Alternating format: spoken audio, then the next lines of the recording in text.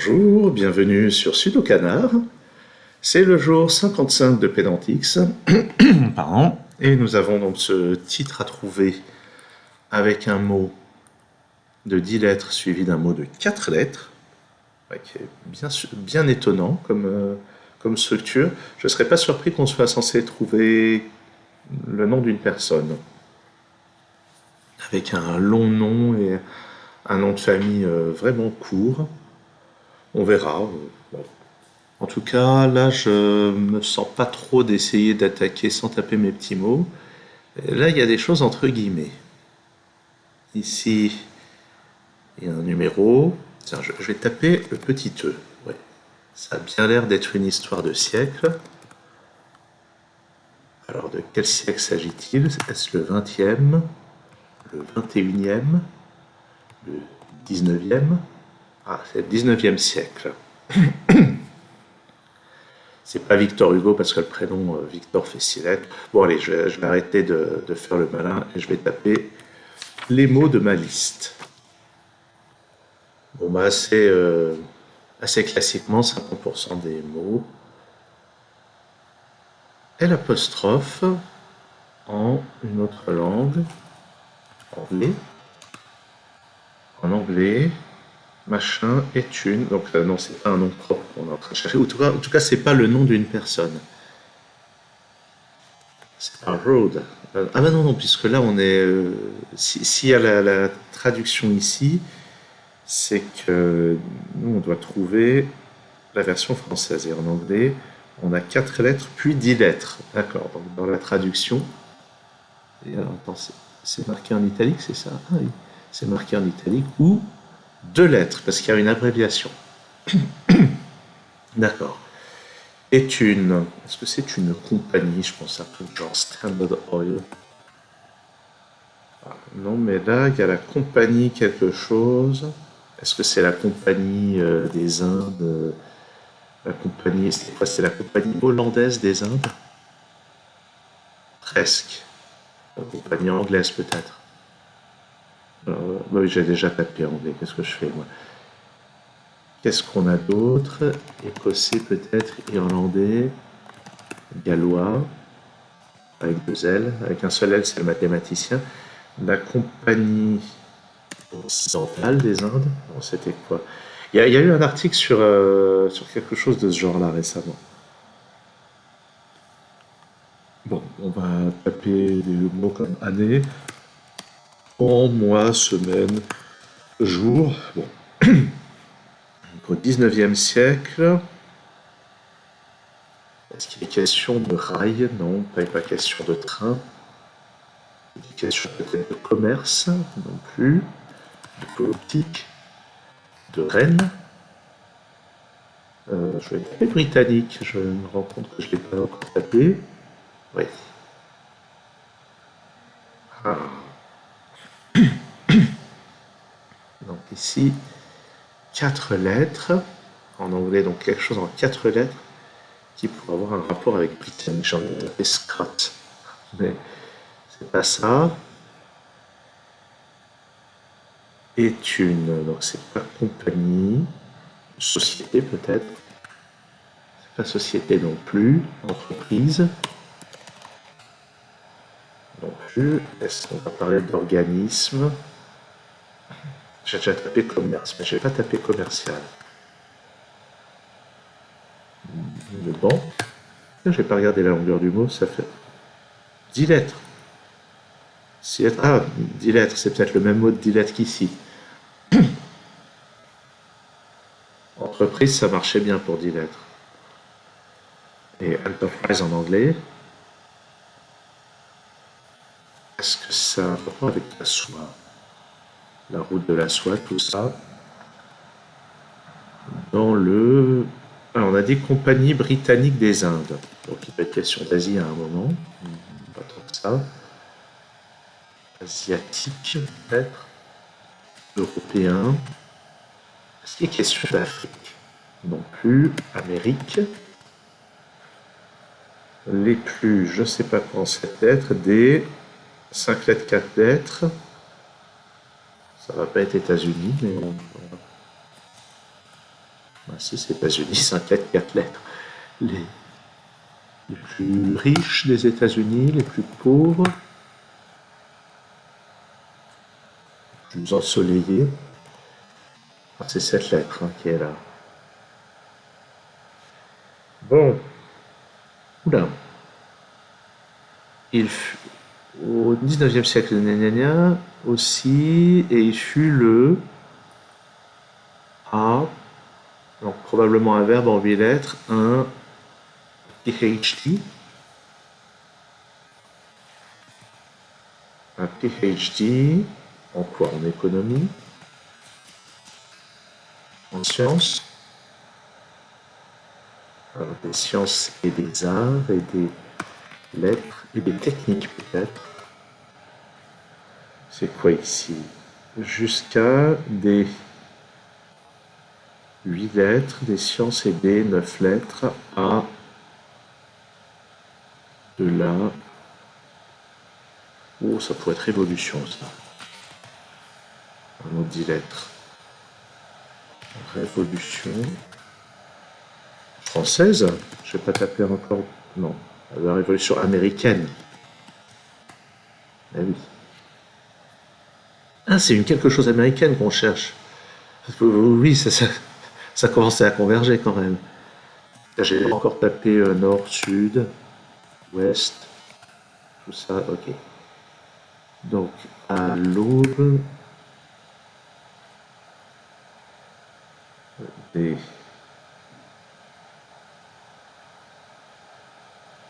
Alors, de quoi on parle? Donc, finalement, c'est aux États-Unis.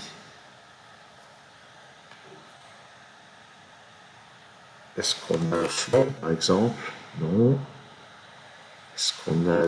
Est-ce qu'il y a une question de pétrole? Il fut le premier... C'est pas organisme. 13. Peut-être scientifique.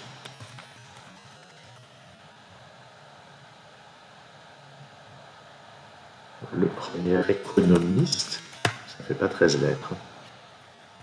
Mathématicien. Ça fait plus de 13 lettres. À soutenir un PhD. À réaliser. À écrire.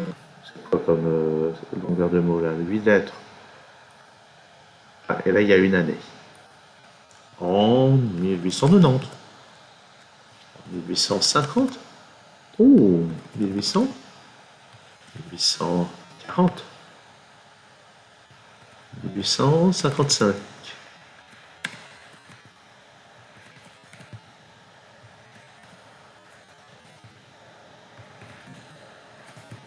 Ah, 1867.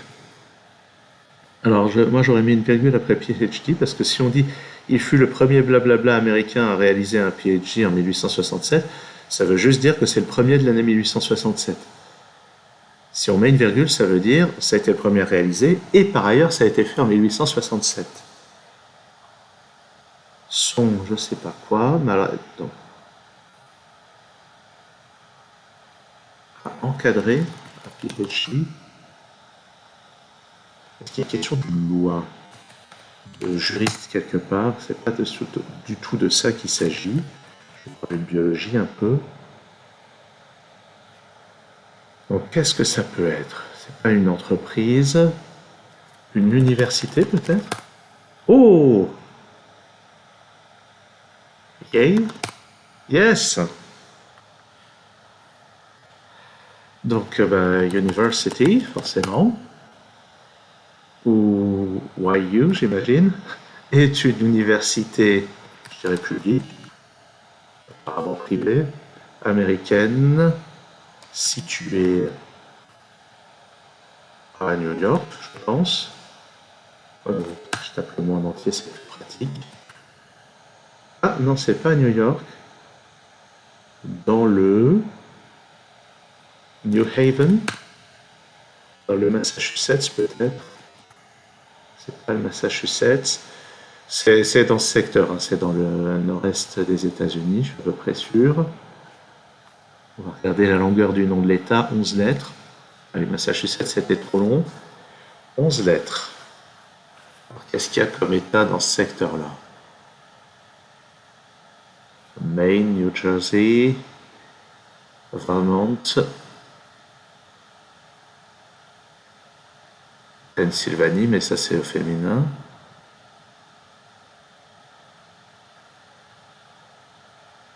Euh, Finalement, attendez, Rhode Island, j'ai dit New Jersey, Maryland, ça fait 8 lettres.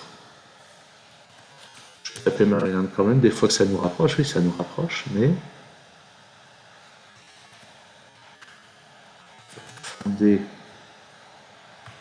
fondé en 1820, 1805, 1801, ah, 1790 peut-être. Oh, ah oui, c'est très ancien comme université. Incroyable. En 1700, c'est encore avant,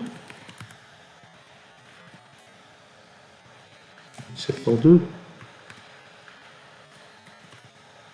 1699, 1701. Eh ben, est-ce que ça peut être, c'est un état en 11 lettres, on a dit 13. Dans 11 lettres.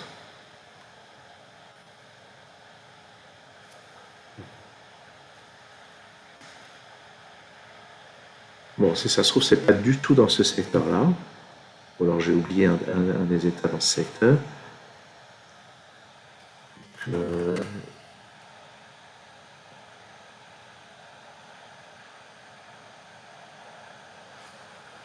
ok, je pense qu'il est temps qu'on affiche en fait.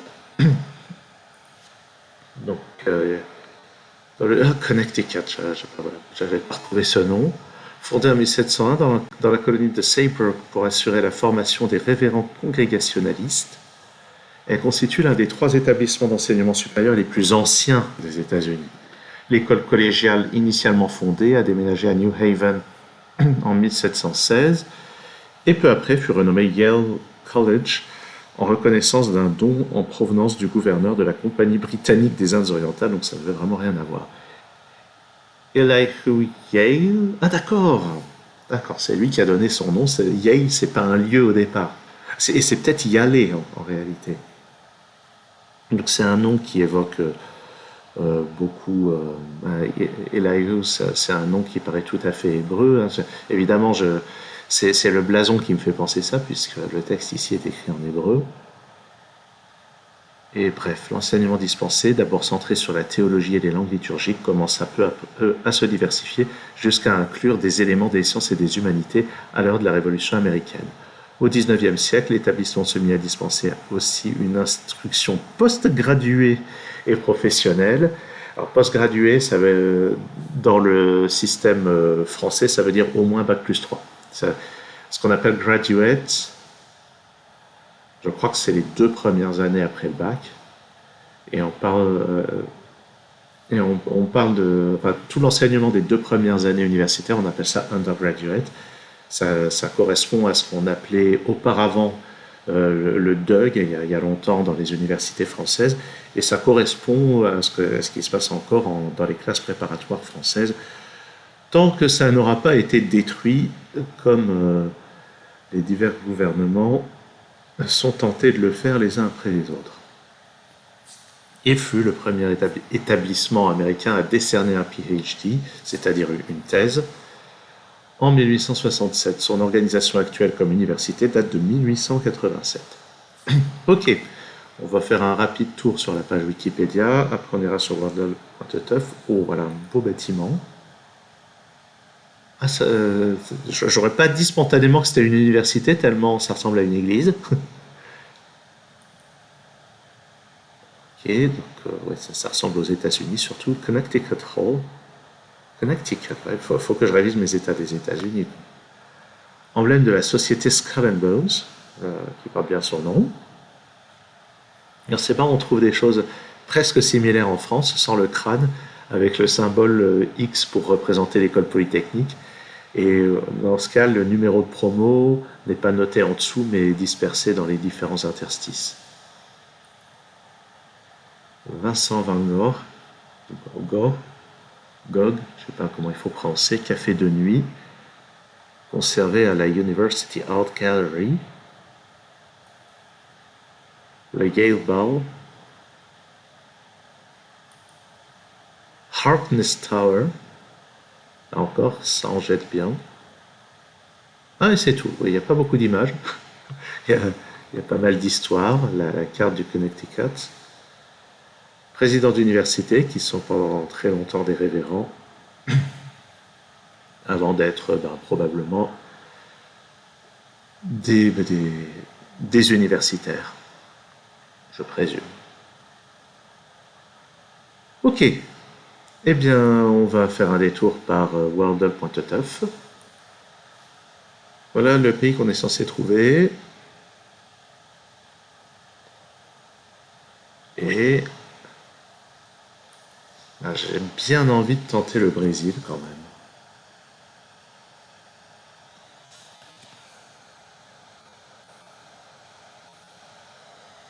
même. C'était effectivement le Brésil. Ok, donc ouais, c'est une forme très, très reconnaissable visiblement. Maintenant on l'a à l'échelle. Le pays qui occupe vraiment une énorme proportion de l'Amérique du Sud, qui a la particularité d'être un pays lusophone où on parle le portugais. Et c'est assez remarquable. J'allais dire parce que la langue portugaise, évidemment, est originaire du Portugal, mais le Portugal est loin d'être le pays le plus grand où on le parle. Et je me suis fait la réflexion après que c'est la même chose avec l'anglais, puisque, évidemment, c'est une langue originaire de Grande-Bretagne, mais c'est loin d'être le plus gros pays anglophone. Donc finalement, le Brésil n'est pas si singulier avec cette particularité. C'est un pays tout à fait emblématique de plein de choses, notamment le football, mais aussi certainement d'énormes disparités. D'abord dans la répartition de la population, puisque la population est concentrée autour des côtes. Il y a une grosse partie qui est occupée par la forêt amazonienne, même si malheureusement la partie occupée par la forêt a diminué de manière, on peut dire, dramatique au cours des dernières décennies.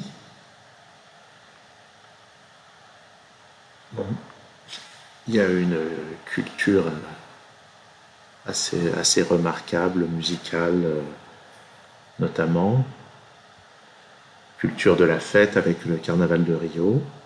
Arrivée de Pedro Álvarez Cabral à Porto Seguro, à Bahia, en 1500,